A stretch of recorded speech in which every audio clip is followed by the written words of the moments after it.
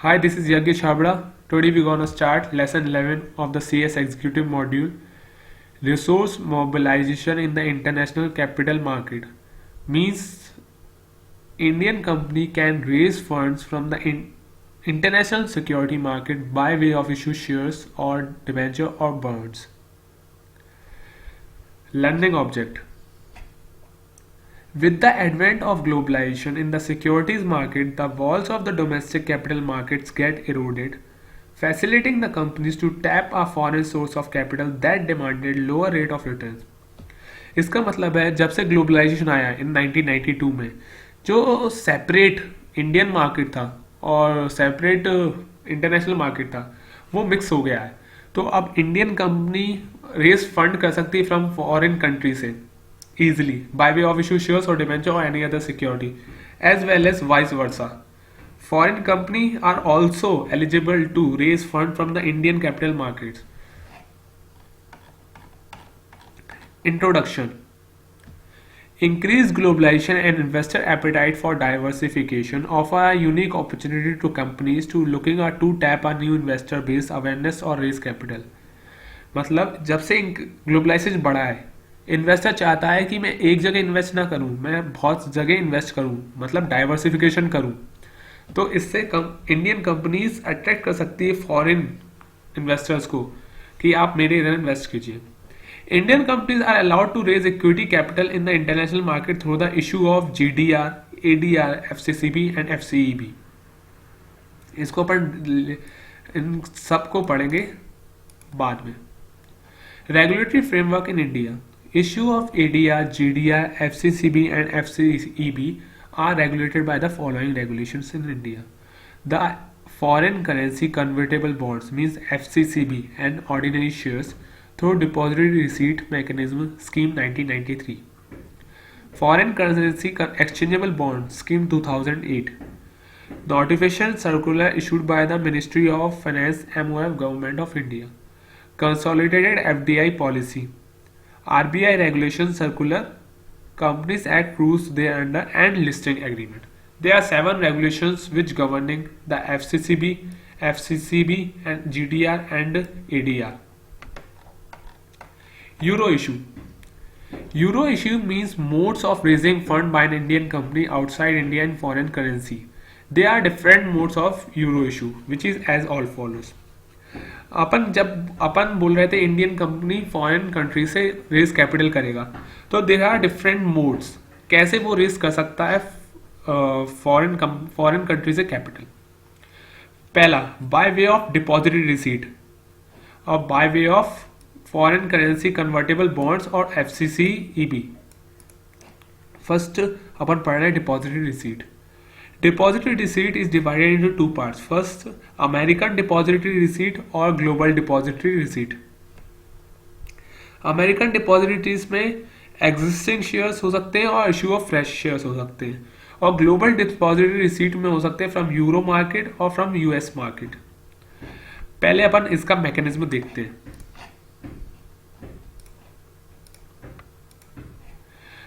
इसका मैकेनिज्म ऐसा है, Indian company issue shares and listed on a domestic stock exchange. मतलब इंडियन कंपनी शेयर्स इशू करेगी और वो शेयर्स कौन खरीदेगा? Foreign investors. अब फॉरेन इन्वेस्टर्स के पास 2 रास्ते हैं, या तो वो foreign investors Indian capital market में ट्रेड कर सकता है शेयर्स को, या तो वो डोमेस्टिक कस्टोडियन के पास शेयर्स रखवा के ओवरसीज डिपॉजिटरी रिसीट से DR ले सकता है। DR is a negotiable instrument, मतलब ये एक नेगोशिएबल इंस्ट्रूमेंट है जो इंटरनेशनल मार्केट में ट्रेड होगा। तो फॉरेन इन्वेस्टर के पास 2 रास्ते हैं। फॉरेन इन्वेस्टर क्या करेगा कि डोमेस्टिक कस्टोडियन को अपने शेयर्स दे देगा, तो डोमेस्टिक कस्टोडियन इंटीमेट करेगा ओवरसीज डिपॉजिटरी को। Overseas depository after the confirmation of custodian depository receipt issue कर देगा फॉरेन इन्वेस्टर को और फॉरेन इन्वेस्टर इंटरनेशनल मार्केट में ट्रेड करेगा। तो this is a one process. Second process is, अगर इंडियन कंपनी शेयर्स इशू करती है फॉरेन इन्वेस्टर्स को, तो foreign investors security Indian security market में ट्रेड कर सकता है। तो this is a second conditions. अब आते हैं अपन डिपॉजिटरी रिसीट, डिपॉजिटरी रिसीट की डेफिनेशन दी है, depository receipt is a negotiable instrument evidencing a fix number of equity shares of the issuing company being an Indian company denominated in the foreign currency is being traded in the foreign exchange. Depository is a negotiable instrument, मतलब वो easily transferable है, एक one person to another person easily transferable है. Evidencing a fixed number of equity shares, मतलब वो highlight करता है कि मेरे डिपॉजिटरीज इतनी है तो मेरे 100 शेयर्स है. Evidencing a fix number of equity share of the issuing company being an Indian company denominated in the foreign currency, वो और फॉरेन करेंसी में डिनोमिनेटेड होंगे और ट्रेडेड इन फॉरेन एक्सचेंज. अब why do company issue DR? Company issue DR as a tool to access global capital market. Following are the some reasons of DRs via company. First, to raise capital from foreign international market, diversify shareholders, base into extended geographies, increase visibility and recognition in the international market, global image, set up employee stock option plans, and facilitate merger acquisition activity by creating a desirable acquisition currency. Purpose of investor to invest in the depository receipts, diversify portfolio, convenience of holding foreign security in the market, simplification of trading and settlements. DR trade and settle just like as US and Euro securities. No restriction on dealing. DR are recognized as domestic security. Avoid currency risk. अब definition पढ़ते हैं ADR and GDR की. American Depository Receipt is a dollar-denominated form of equity ownership in the form of depository receipts in a non-US company.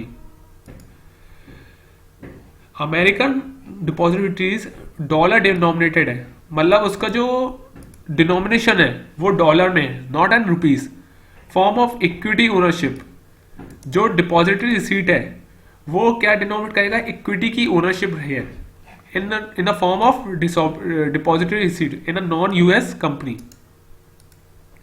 In a non-US company means जो GDR है, GDR की पहले अपन definition पढ़ते हैं, इसके बाद आपको नॉन यूएस कंपनी का वो पता चल जाएगा. GDR have usually access the euro market or the US market. जो GDR है वो यूरो मार्केट में इशू होती है, यूएस मार्केट में होती है. That's why American Depository Receipt in a non-US company यहाँ दिया था. It represents the foreign shares of the company held on deposit by a custodian bank in the company's home country and that carries the corporate and economic right of the foreign shares. जो foreign shares होंगे, जो foreign investor से खरीदे होंगे, वो किसके पास होंगे? Custodian के पास. कस्टोडियन के पास. और जो कस्टोडियन ही है वो कॉर्पोरेट और इकोनॉमिक राइट्स को एक्सेस कर सकता है. मतलब जैसे कोई कंपनी में कोई जनरल मीटिंग है तो जो फॉरेन इन्वेस्टर है वो वोट नहीं कर सकता अगर उसके पास डिपॉजिटरी रिसीट है.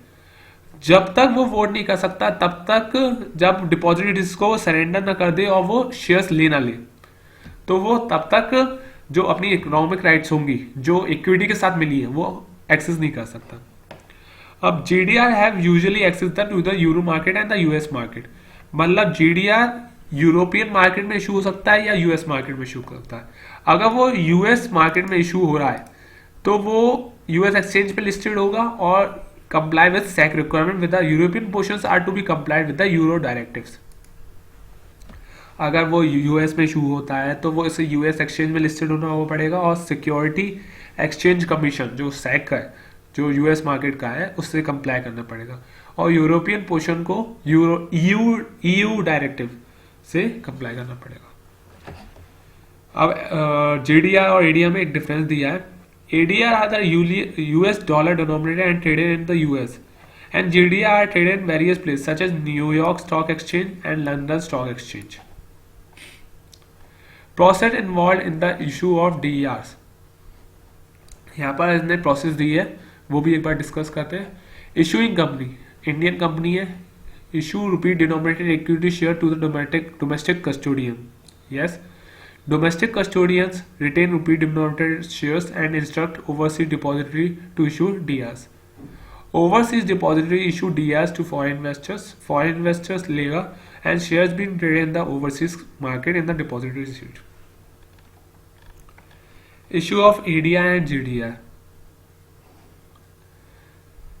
Depository receipts are a negotiable instrument issued by the outside India by a depository bank on behalf of an Indian company, which represent the local rupee denominated equity shares of the company held as deposit by the custodian bank in India. DR traded as stock exchange in the US, Singapore, Luxembourg, London. DR listed and traded in the US market as known as American Depository, and those listed and traded elsewhere are known as Global Depository Receipt. In the Indian context, DR traded as FDI, means Foreign Direct Investment. अब इसके थोड़े points हैं कब अपन D R issue कर सकते हैं. Eligibility criteria. Indian company can raise foreign currency resource abroad through the issue of FCB DRs in accordance with the scheme of foreign currency convertible bonds ordinary shares 1993 and guidelines issued by the government of India from time to time. A company can issue ADR and GDR if it is eligible to issue person resident outside India under the FDI schemes. However, the Indian listed company which is not eligible to raise funds from the Indian capital market, including a company which has been restrained from accessing the security market by the SEBI, will not be eligible to issue ADR and GDR. मतलब अगर company share issue कर सकता है foreign investors को तो वो eligible है और वो रिस्ट्रेन नहीं होना चाहिए सिक्योरिटी मार्केट को एक्सेस करने के लिए. अब unlisted company shall be allowed to raise capital abroad without the requirement of prior and subsequent listing for a period of 2 years. Work in force 11th October 2013 subject to the following conditions. मतलब जो unlisted company है वो भी raise कर सकती है fund without the requirement of listing for period of 2 years. तो so they are following conditions. Unlisted company shall list abroad only on exchange on IOSCO or FATF compliant jurisdictions or those which SEBI has signed bilateral agreement. मतलब जो exchange है जो IOSCO ने बनाया है और FATF means financial action task force और SEBI ने जिसके साथ बायलैटरल एग्रीमेंट साइन किया है उन एक्सचेंज पे अपन लिस्ट कर सकते हैं डीआरस को. The company shall file a copy of return which is submitted to the proposed action regulator also to the SEBI for the purpose of Prevention of Money Laundering Act (PAMLA). They shall comply with the SEBI continuous disclosure requirement in addition of the primary exchange prior to the listing abroad. जो company list होगी abroad में वो return submit करेगी exchange और regulator को, तो वो सेबी को भी सबमिट करेगी return for the prevention of money laundering means money laundering को प्रिवेंट करने के लिए और also comply with the SEBI disclosure requirement. C while raising resource abroad the listing company shall fully comply with the FDI policy in force. जब वो raise कर रही होगी fund from the international market तो उसे ध्यान में रखना चाहिए एफडीआई पॉलिसी को. The capital raised abroad may be utilized for retiring outstanding overseas debt or for bona fide operation abroad including for acquisitions. मतलब जो कैपिटल रेज करेगी अनलिस्टेड कंपनी वो यूज कर सकती है आउटस्टैंडिंग ओवरसीज डेट, मतलब कोई बाहर का कोई लोन है उसे मतलब पे ऑफ कर सकती है और for bona fide operation including for acquisition. In a case of funds raised are not utilized abroad as stipulated under D, such companies shall remit the money back to the India within 15 days from the date of raising of funds. Such companies shall be parked in 80 category 1 banks and recognized by RBI and may be used domestically. जो fund raise किया है इन point D में अगर वो मतलब पूरा जो money है वो यूटिलाइज नहीं कर पा रही है तो वो उसे रेमिट बैक कर लेगी, means remit back to the India, मतलब उससे जो पैसा है वो इंडिया में ले आएगी विद इन कितने दिन में 15 डेज में. And such money shall be parked मतलब रखना, तो वो कहाँ रखेगी वो पैसा in the AD category 1 recognised by RBI. मतलब जो पैसा यूटिलाइज नहीं हुआ वो अपन इंडिया में ले आएंगे और इंडिया में रखेंगे कहाँ AD कैटेगरी 1 में, जो रिकॉग्नाइज्ड बाय RBI है. The ADR and GDR shall be issued subject to the secretarial cap, entry route, minimum capitalization norms and pricing norm as established by FDI regulations notified under the executive. मतलब जो ADR and GDR issue करेंगे वो जो FDI regulation के अंदर दिए, secretarial cap दिया, entry route दिया और मिनिमम कैपिटलाइजेशन नॉर्म दिया, उसके अकॉर्डिंग होगा. The pricing of such ADR and GDR to be issued to a person resident outside India shall be determined in accordance with the sub-paragraph of 8th below.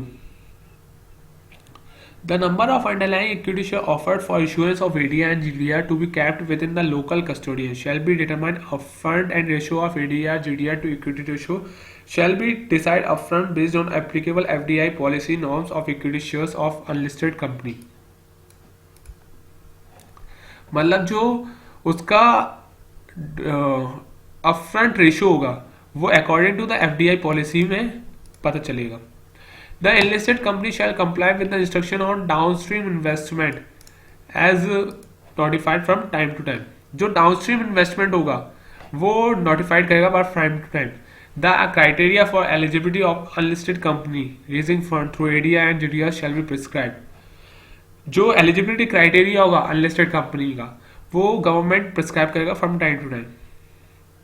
ये हो गया unlisted company की regulation. अब उसके बाद फिर अपन उस पर आ जाते हैं. There are no end-use restriction except for ban on deployment and investment of such fund in a real estate or the stock market. There is no monetary limit up to the which Indian company can raise ADR and GDR.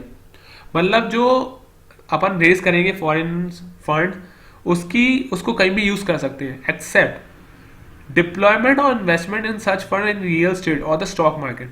मतलब आप real estate में invest नहीं कर सकते, stock market में invest नहीं कर सकते. और there is no monetary limit of which an Indian company can raise ADR and GDR. The ADR and GDR proceed can be utilized for the first stage acquisition of shares in the disinvestment process of public sector undertaking or enterprises, or also in the mandatory second stage offer to the public in view of their strategic importance. Disinvestment मतलब जो investment किया था उसे हम अपन हटा रहे हैं. By the public sector undertaking और इंटरप्राइजेस मतलब जो गवर्नमेंट डिसइन्वेस्टमेंट करता है उसमें अपन इन्वेस्ट कर सकते हैं फर्स्ट स्टेज में या सेकंड स्टेज में.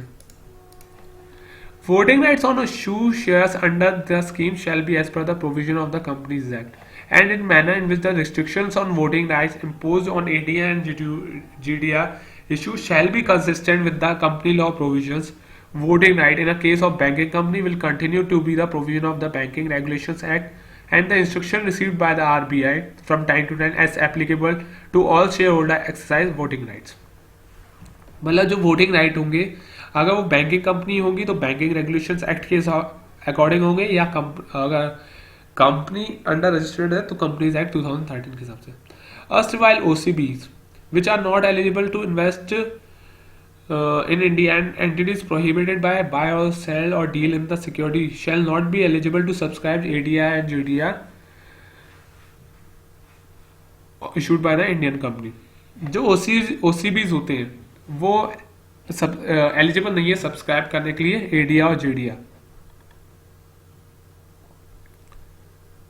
The pricing of ADR and GDR issue including sponsored ADR and GDR should be made at a price determined under the provision of the companies of issue of foreign currency convertible bond and ordinary shares and guidelines issued by the government of India and direction issued by the RBI from time to time.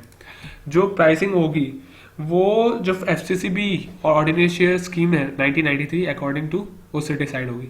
The pricing of the sponsored ADR and GDR.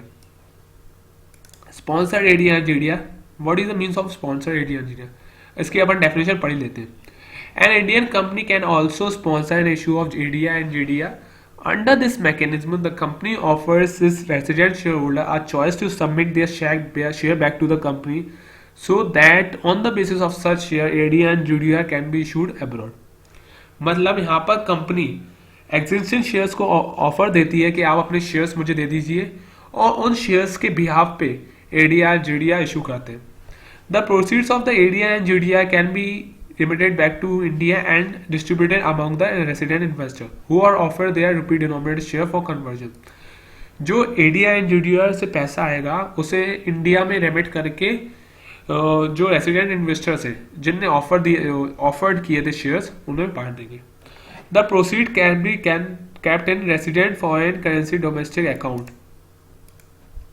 जो ये account में remit करेंगे तो इस account में deposit करने पड़ेंगे in the by the resident share who have tendered such share for conversion.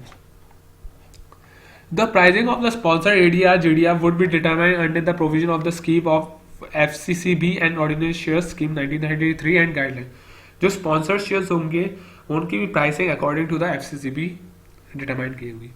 Sponsored of ADR and GDR issue पढ़ चुके हैं अपन। Two-way fungibility, this is a technical topic। First, a limited two-way fungibility has been put in place by the government of India for ADR and GDR। Under the scheme, a stockbroker in India registered with SEBI can purchase a share of an Indian company from the market for conversion into ADI and GDI based on instruction received from the overseas investors। पहले मैं आपको एक diagram से समझाता हूँ what is फंजिबिलिटी। यहाँ पर अपन ने देखा था कि फॉरेन इन्वेस्टर को कंपनी इशू शेयर कर रही थी, वो डोमेस्टिक कस्टोडियन पर डिपॉजिट कर रहा था, डोमेस्टिक कस्टोडियन इंटीमेट कर रहा था ओवरसीज डिपॉजिटरी डी इशू कर रही थी। तो this process is called one way fungibility. मतलब वन वे फंजिबिलिटी मीन्स जब अपने शेयर डोमेस्टिक कस्टोडियन के पास है, ओवरसीज डिपॉजिटरी को इंटीमेट किया, वो उसने डी इशू कर दिया और मैं डी लेकर इंटरनेशनल मार्केट में ट्रेड कर रहा हूँ। अब इसका उल्टा, मैं अब डी रखना नहीं चाहता, डीआर डिपॉजिटरी रिसीट को मैंने बैक कर दिया ओवरसीज डिपॉजिटरी रिसीट को। ओवरसीज डिपॉजिटरी रिसीट ने इंटीमेट किया कस्टोडियन बैंक को, कस्टोडियन बैंक ने मुझे शेयर्स दे दिए फॉर इन्वेस्टर को। So this is called two way fungibility. मतलब one way fungibility when we take depository receipt, two way fungibility when we take shares. अब फॉरेन इन्वेस्टर ने shares ले लिए तो वो किसी को सेल आउट कर सकता है, तो this is called two way fungibility. अब डेफिनेशन पे आते हैं। Unlimited two way fungibility scheme has put in place by the government India for ADI and GDR. Under this scheme, a stockbroker in India registered with SEBI can purchase share of Indian company from the market for conversion into the ADI and GDI based on the instructions received from the overseas investor। मतलब जो stock broker होगा वो purchase करेगा shares of Indian company for on the instruction received by the foreign investors for conversion into the ADI and GDI। Reissuance of ADI and GDI would be permitted to the extent ADI and GDI have been underlying shares and sold। जो conversion होगा जो shares का ADI and GDI में, वो limited होगा जितने ADI and GDI issue करेंगे अपन company ने इशू किए होंगे, उससे ज्यादा कन्वर्जन नहीं हो सकता। अब पढ़ते हैं one way fungibility. Here, investor could cancel their deposit receipt and recover the proceeds by selling the underlying shares in the stock market। DR1 receipt could not be converted into the shares। वही जब depository receipt foreign investor के पास है और उसने उसे deposit overseas depository के पास return कर दिया और उसने शेयर्स ले लिए, तो वो वन वे फंजिबिलिटी है। Two way fungibility it means the shares so release can be reconverted by the company into the DRs. जो शेयर्स थे उसको रीकन्वर्ट कर रहा है वो डीआर में, तो this is called two way fungibility. Provision of the companies act 2013 related to the issue of GDR. So this is the companies act part which is not discussed in security market, so I skip this topic. Procedure for issuance of GDR and FCCBs. Approval required। The issue of GDI and FCCBs require the approval of Board of Directors, shareholders, in principle and final approval of Ministry of Finance, approval of RBI, in principle consent of Stock Exchange for listing of underlying shares, and in principle consent of financial institutions। There are various approvals required for raising from the international capital market। So I am briefly described। First, approval for Board of Directors। पहले तो अपन board of director से approval लेंगे by passing a board resolution. Board resolution में क्या discuss करेंगे कि fund requirement कितनी है, अपन को क्या इशू करना है, एडीआई इशू करना है, जीडीआई इशू करना है, एफसीसी भी करनी है, एफसीबी ही करना है, और कौन सी कंट्री में करना है, यूएस में करना है, यूरो मार्केट में करना है, तो ये सब बोर्ड ऑफ डायरेक्टर में डिसाइड होगा। Approval of share holder, share holder से अप्रूवल लेना पड़ेगा, क्योंकि जो section 32 of the companies act comply करना पड़ेगा। वो क्या बोलता है, फॉलो फर्दर पब्लिक ऑफर, तो उसे अप्रूवल लेना पड़ेगा। मिनिस्ट्री ऑफ फाइनेंस, जो मिनिस्ट्री ऑफ फाइनेंस है उससे अप्रूवल लेनी पड़ेगी। बट जो एडीआर है एंड जीडीआर है उनके लिए अप्रूवल, मतलब अभी कोई अप्रूवल लेनी नहीं पड़ेगी। बट इन केस ऑफ एफसीसीबी, अगर वो $100 मिलियन से रेस मतलब फंड ज्यादा हो रहा है तो company needs to apply for ministry of finance for approval. Approval of RBI, RBI से अप्रूवल क्यों लेनी पड़ेगी, क्योंकि रूपी डिनोमिनेटेड शेयर्स हैं और अपन फंड रेज बाहर से कर रहे हैं और उसे रेमिट कर रहे हैं, तो अप्रूवल लेना पड़ेगा।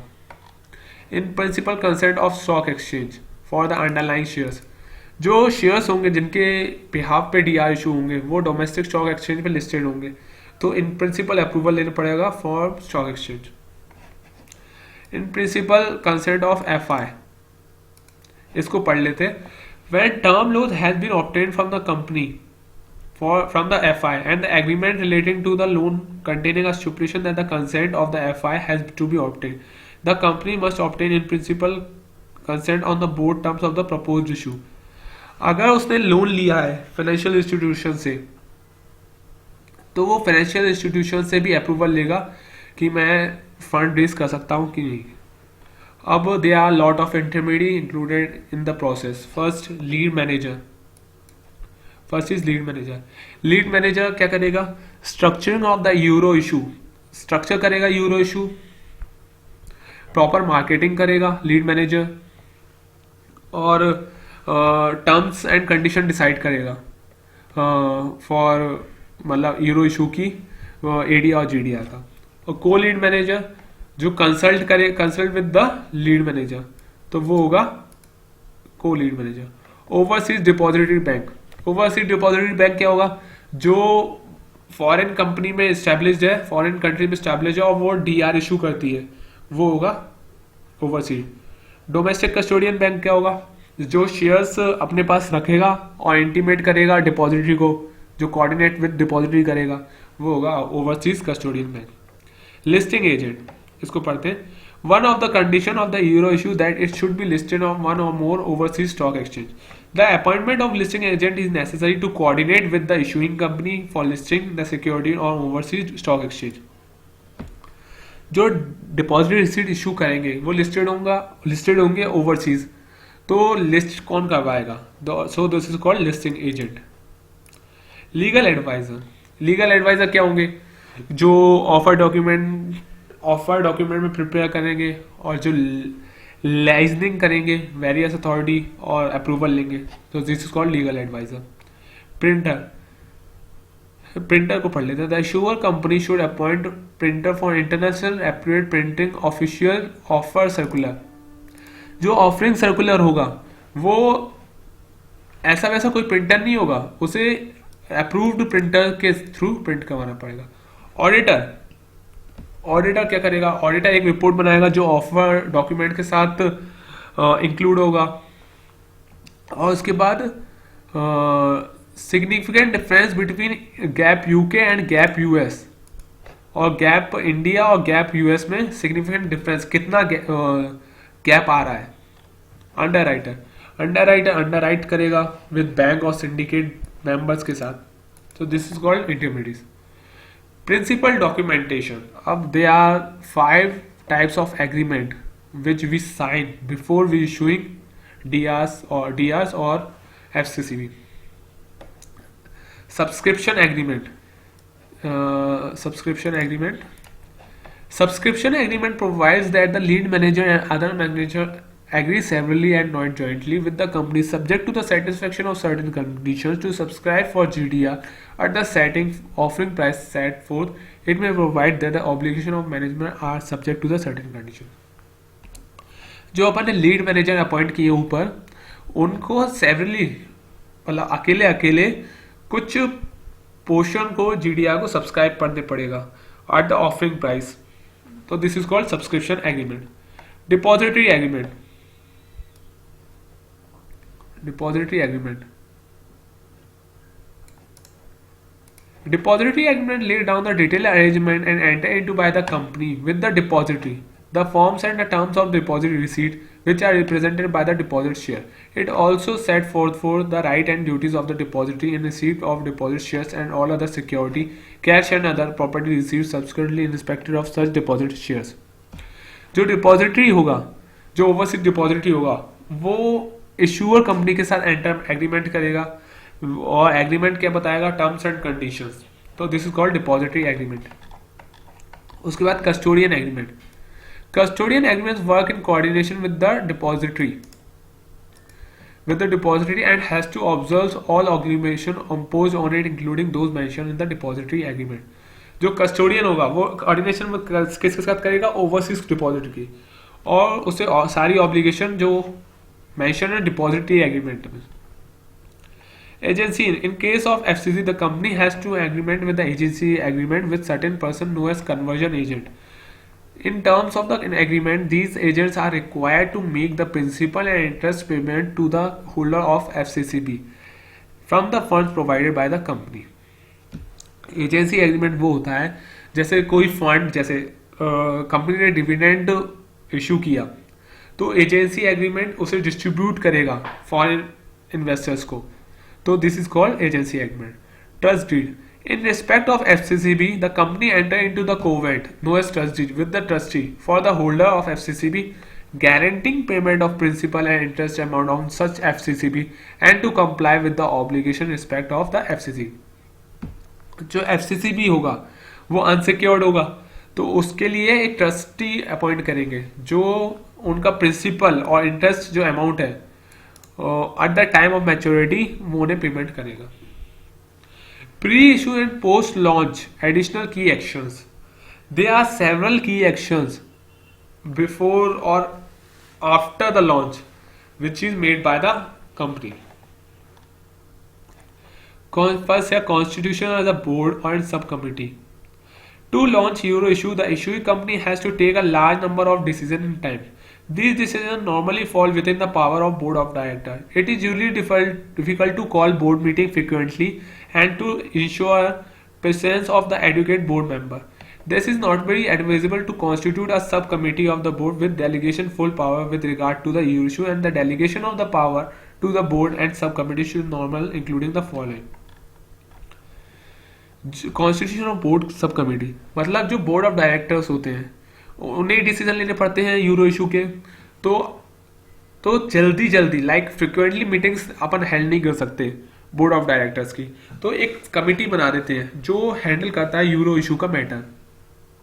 अपन उन्हें कौन कौन सी पावर डेलीगेट कर सकते हैं. Appointment of agencies.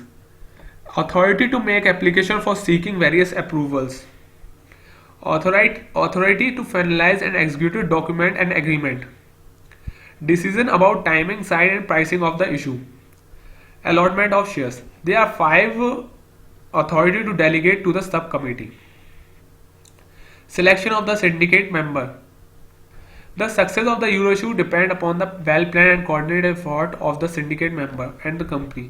The selection of the syndicate member should be depending upon the strength and capability of each member in different areas of specialization such as marketing, financial research, distributing, etc. The lead manager may be entrusted with the work of selection of the syndicate member and the lead manager while selecting the above member in addition to the strength, capability and should also evaluate their standing, image and reputation, infrastructure, past experience in handling Indian euro issue.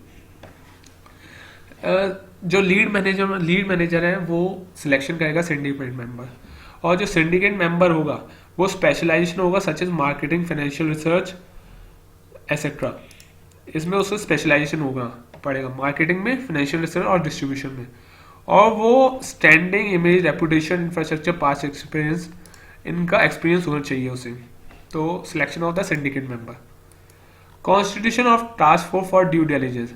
The due diligence is a process in which the team consisting of legal, technical, and financial expert of lead manager meet top executive of the company and visits the site of a company in order to understand the strength, weakness, and problem and opportunities of the company. मतलब before year issue एक due diligence होगा जिसमें technical और legal and financial expert lead manager meet करेंगे top executive of the company से and sites को visit करेंगे. Listing listing अपन चाहते ही है, लिस्टिंग अपन जानते ही है, जो यूरो एडी और जीडीआर करेंगे उसके लिस्ट होना कंपलसरी है, तो this is called listing. Offering circular. Offering circular is a mirror through which the prospective investor can access vital information regarding the company in order to form their investment strategy. Offering circular एक ऐसा circular होगा जिसमें company की vital information होगी जिससे investors investment strategy बना सकता है. अब ऑफरिंग सर्कुलर में बहुत सारे कंडीशंस हैं, इसमें से मैं एक दो देख लेते हैं. कैपिटल स्ट्रक्चर होगा कंपनी का, डिप्लॉयमेंट जो प्रोसीड्स इशू करेंगे डिप्लॉयमेंट का होना है, financial data including track record of consistent profitability of the company, group investment and their performance including subsidiary joint venture in India and abroad, investment consideration, description of shares, market price of the share, dividend and capitalisation, बहुत सारे points इसमें होंगे. Research paper. Research analyst of lead manager and co-lead manager prepare a research paper on the company before the issue. These papers are very important market and tool as an international investor normally depends a lot on the information provided by the research analyst for making investment decision. Research paper बनाएंगे research analyst जो team में होंगे lead managers. इस पे international market, international जो investors होते हैं वो डिपेंड होते हैं रिसर्च पेपर्स पर for making investment decisions. Pre-marketing. Pre-marketing एक ऐसी एक्सरसाइज है जिसमें सिंडिकेट मेंबर और जो रिसर्च एनालिस्ट है वो इन्वेस्टर्स का पॉइंट ऑफ व्यू देखते हैं. देखो, the pre marketing exercise helps in assessing the depth of the investor interest in the proposed view about the valuation of the shares and graphical location who are interested in the issue. मतलब जो pre marketing exercise है वो investor का point of view देखते हैं. The response receive during pre market provides vital information for taking important decision relating to the timing and pricing of the size of the issue. Timing and pricing and size of the issue मतलब कब अपन को launch करना है, उसकी price क्या होगी और size क्या होगा. Road show. Road show represent meeting of the issue analyst and potential investors. Details about the company are presented in the roadshow. Such usually include the information about the company making the issue. Road क्या होता है, जो issuer जो analyst और जो issuer होता है उसके एनालिस्ट वो इन्वेस्टर्स का पॉइंट ऑफ व्यू देखते हैं और उन्हें डिटेल्स देते हैं about company. First, history, organisation structure, principal object, business lines, position of the company in Indian and international market, past performance of the company, future plans of the company, competition, financial result, valuation, review of Indian stock market. These are also terms included in the book building and pricing of the issue. अब अगर book building process company apply करती है और उसकी pricing of the issue, closing of the issue and allotment, investor relation programme, they are various terms which included in this. The next point is FCEB. The issue of FCEB bonds are regulated by the Foreign Currency Exchangeable Bond Scheme 2008 issued by the Ministry of Finance, Department of Economic Affairs. This is the definition. A bond expressed in foreign currency. जो bond होगा वो foreign currency में denominated होगा. The principal interest in respect which is payable in foreign currency. जो interest होगा वो foreign currency में payable होगा. Issued by the issuer company being an Indian company. जो इशू कंपनी होगी वो इंडियन कंपनी होगी. Subscribe by person resident outside India. जो पर्सन होंगे जो सब्सक्राइब करेंगे वो आउटसाइड इंडिया के resident. Exchangeable into equity shares of another company. अब ये क्या है, another company which being offered company which is an Indian company. इसका पहले अपन चार्ट देख लेते हैं. इश्यूर कंपनी है, इश्यूर कंपनी ने इन्वेस्टर्स को इशू एफसीई भी इशू किया। अब जब कन्वर्जन होगा तो उसे शेयर्स मिलेंगे, लेकिन शेयर्स किसके मिलेंगे? प्रमोटर ग्रुप के, नॉट द इशूअर कंपनी। तो फॉरेन करेंसी एक्सचेंजेबल बॉन्ड, इसमें एक्सचेंजेबल बॉन्ड दिया है, कन्वर्जन नहीं दिया, तो एक्सचेंज किससे होंगे? प्रमोटर ग्रुप के, नॉट एन इशूअर कंपनी। एक बार और देखते हैं, इशूअर कंपनी ने इशू किए एफसीसीबी इन्वेस्टर को। अब कन्वर्जन किसके होंगे? ऑफर्ड कंपनी के, ऑफर्ड कंपनी के। ऑफर्ड कंपनी कौन होगी? प्रमोटर ग्रुप होगा, प्रमोटर ग्रुप होगा। तो this is exchangeable into equity shares of another company being offered company which is an Indian company, और इंडियन कंपनी होगी।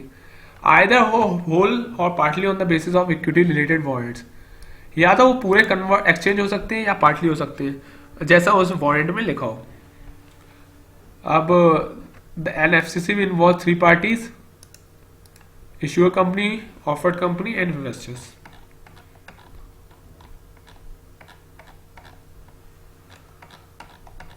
अब पढ़ते हैं एफसीसीबी।